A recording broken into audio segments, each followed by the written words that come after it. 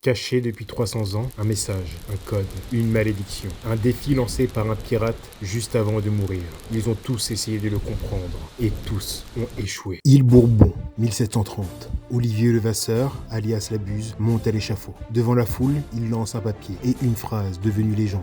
Mon trésor, à qui saura le prendre?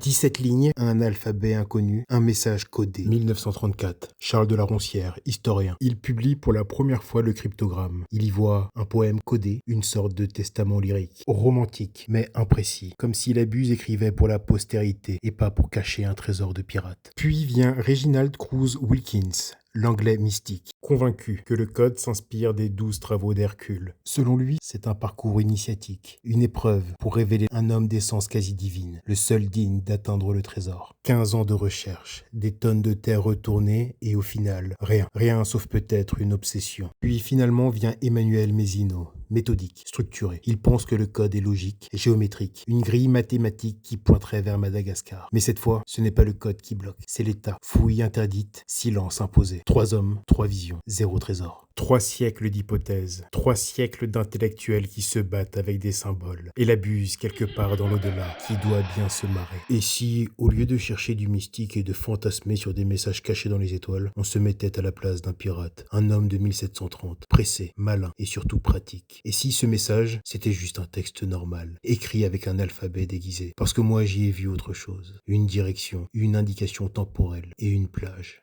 Il est désormais temps pour moi de se mettre à table et de te montrer ce que les autres ont raté.